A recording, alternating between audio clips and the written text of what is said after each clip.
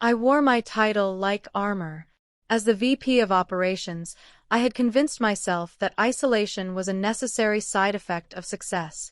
My life was a series of sharp angles, quarterly projections, and a carefully curated distance that kept everyone at arm's length. I was efficient. I was respected. And, until Pamela walked into my life, I was entirely numb. She started in late September, just as the leaves were turning gold outside the floor-to-ceiling windows of our headquarters.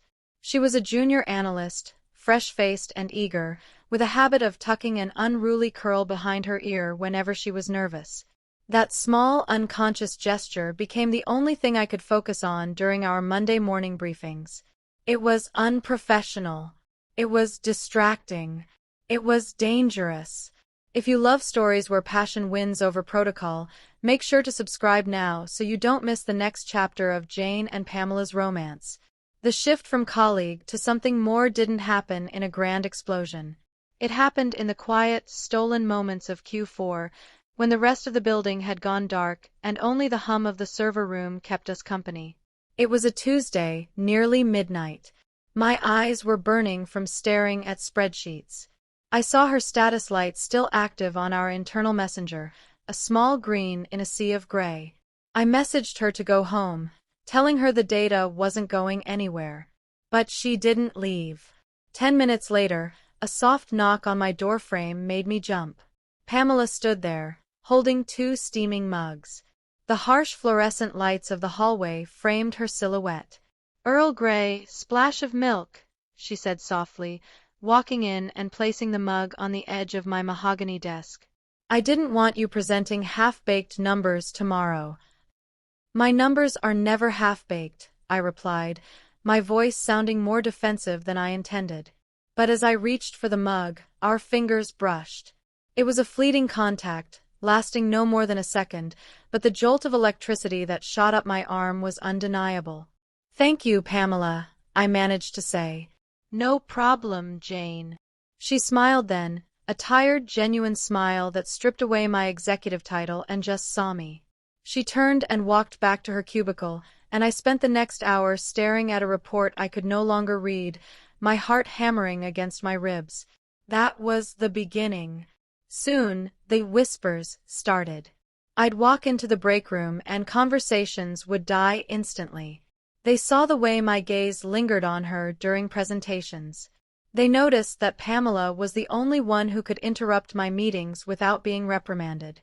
The office rumor mill was churning, and I knew I had to stop it before it destroyed us both. I did the only thing I knew how to do. I shut down. I built the walls back up, higher and thicker than before. For a solid week, I treated her with icy indifference. I criticized her formatting in front of the team. I sent curt emails demanding revisions on work that was actually perfect.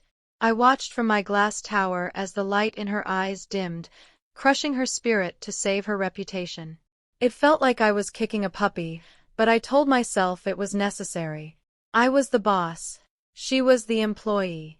There was no other ending to this story. That Sunday, I was pacing my apartment, a glass of expensive wine in hand that I didn't even want, when my phone buzzed. It was Pamela. My heart leaped into my throat. She was asking if her job was in jeopardy because I had been so cold. She told me she felt like she was walking on eggshells. Then came the message that broke me. "Is that all you are? My boss? Because it doesn't feel like that's all you are. At least not to me." I stared at the screen. I could have fired her for insubordination. I could have transferred her.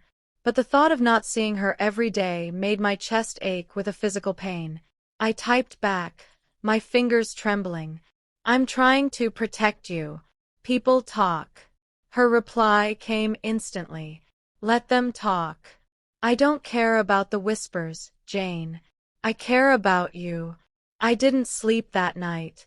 The next morning, I walked into the office with a resolve I hadn't felt in years. I called Pamela into my office immediately. When she entered, she looked terrified, clutching her notebook like a shield. I walked over and deliberately closed the blinds, something I never did, shutting out the prying eyes of the department. Pamela, I started, bypassing the chair behind my desk to lean against the front of it, removing the barrier between us. I'm sorry about the texts, she blurted out, her voice shaking. I was emotional. I crossed a line. You didn't cross a line, I said softly, stepping into her space. I built a wall. There is a difference. She looked up, her brown eyes wide and searching. The air in the room grew heavy, charged with all the things we hadn't said for months. I can't be your manager and feel the way I feel, I confessed, my voice dropping to a whisper. It's a violation of policy. It's unfair to the team. And it's unfair to you. Her face fell, a look of devastation crossing her features.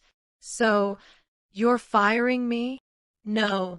I reached out, finally allowing myself the indulgence I had denied for so long, and tucked that rebellious curl behind her ear. My hand lingered on her cheek, her skin warm and soft against my palm. I spoke to HR this morning. I requested a transfer for myself. As of next week, I'm moving to the strategy division on the 10th floor. Pamela gasped, covering my hand with hers. Jane, that's career suicide. You love operations. Why would you do that? I smiled, and for the first time in months, I felt the ice around my heart shatter completely. Because, I whispered, I would rather lose this department than lose you. Pamela didn't respond with words. She let out a shaky breath, her eyes dropping to my lips and then back up to my eyes, a silent question hanging in the air. I answered it by closing the distance between us. My hands found her waist, pulling her flush against me, and I captured her lips in a kiss that was equal parts desperation and relief. It wasn't a tentative first kiss. It was a collision.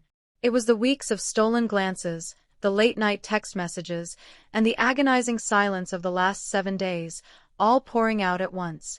Pamela melted into me, her notebook falling to the floor with a thud that neither of us acknowledged. Her hands tangled in my hair, pulling me closer, deepening the kiss until the world outside my office, the spreadsheets, the targets, the whispers, ceased to exist. Her mouth was soft, tasting of vanilla and coffee, and she made a small sound in her throat that unraveled me completely. When we finally broke apart, breathless and flushed, our foreheads rested against each other. The air in the room felt different now. Lighter, freer. Strategy division, huh? She teased softly, her voice raspy, her fingers still toying with the collar of my blouse. Does that mean I can finally ask you out to dinner? I brushed my thumb across her swollen lower lip, marveling that this was real. I believe, I said, that it is now a strategic imperative.